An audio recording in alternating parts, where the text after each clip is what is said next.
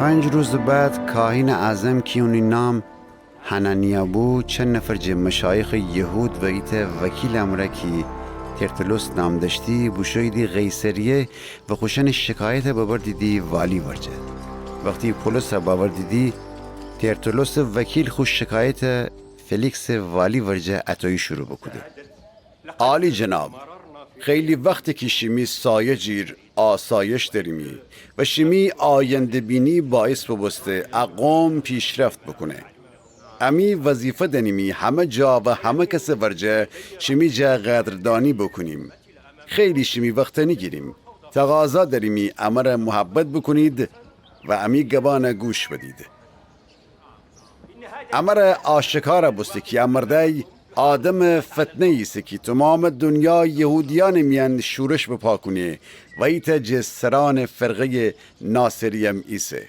اون سعی کنه که معبد بی حرمت بکنه که امان اون دستگیر بکنیم که امی شریعت امره اون محاکمه بکنیم. ولی فرمانده لیسیاس با ما و اون بزرگ جمعی دست بیرون باورده و اوشن یکی اونی جا شکایت داریدی دستور بده که باید ای شمی ورجه.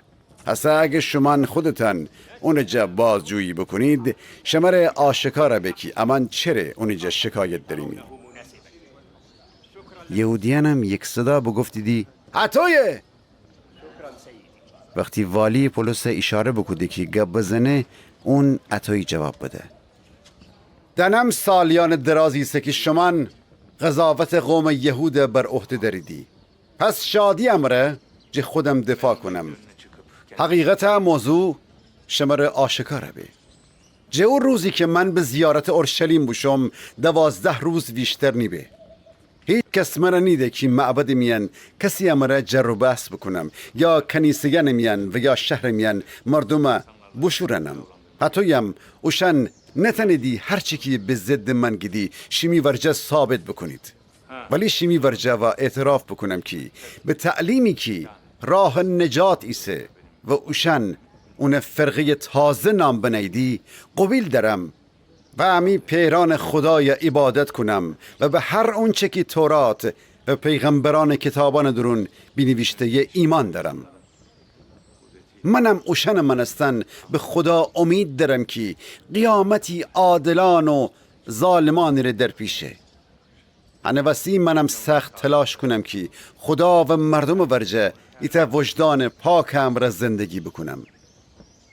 من بعد سالیان دراز و گردستم بشم اورشلیم که کمک های مالی می قوم فقیرانی را ببرم و قربانیم خداوند را تقدیم بکنم. آداب و رسوم تطهیر بجا آوردن دوم که مرا معبد میان بیدیدی. نه جنجال برپا بو و نه شورشی. ولی اویا چند نفر یهودی که جه منطقه آسیا با مبید اوشن بر علیه من بشونه نید. خوب بو که الان اوشنم شمی ورجه بیسه بید و هر شکایتی جه من دشتیدی شماره بگفته بید.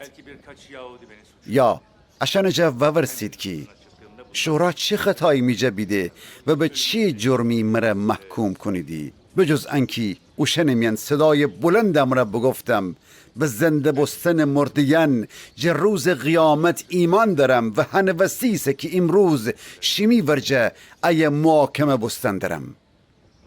بزین فلیکس که جه تعلیم مسیحیان به خوبی آگاه بو محاکمه عقب تاوده و بگفته وقتی فرمانده لیسیاس بایه و اونی گبانم بیشتر وستم چمی شکایت رسیدگی کنم.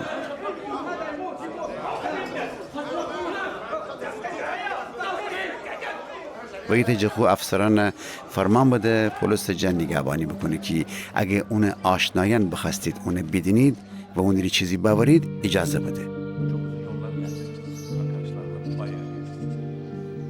چند روز بعد فلیکس خوزنک امره که اون نام دروسیلا و یهودی هم بو بامو. اون دستور بده پولس باورید تا اونی گبانه که جه ایمان به عیسی مسیح بو گوش بدید. وقتی پولس جه عدالت و پرهیزکاری و روز داوری گپ بزه خدا کلام و قدرت فلیکس هراسان کدو بگفته حسد تنی بشی ولی اگه وقت بداشتم بازم تردو خنم.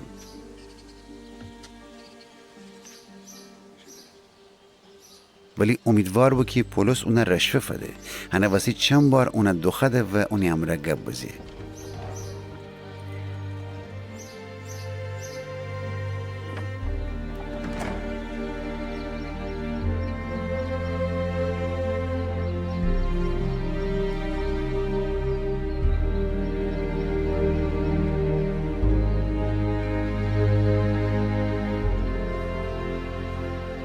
دو سال که بگذشته پورکیوس فستوس فلیکس جانشین بوسته، ولی فلیکس بخاطر اینکه یهودیان سر منت بنه پولس زندان میان بدشته.